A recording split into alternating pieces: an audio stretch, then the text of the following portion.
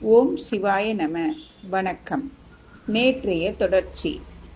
இந்த மொத்த கிரகத்தின் வருடம் 120 வருடம் என்று சொன்னேன். இந்த 120 வருடத்தையும் ஒரு மனிதன் ஆயுட்காலம் முழுவதும் 9 திசையாக நடக்கும்.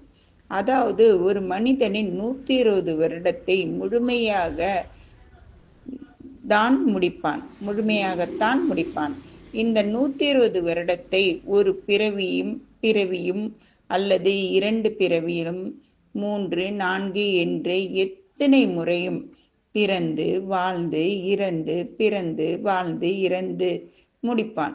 உங்களுடைய ஜனன ஜாதகத்தில் இருப்பு என்று ஜாதகர் எழுதியிருப்பார். நீங்க பிறந்த நட்சத்திரத்தின் பாதம் வைத்து நட்சத்திரத்தின் அதிபதி திசையை வைத்து இருப்பு என்று எழுதி இருக்கும். திசையின் நடப்பு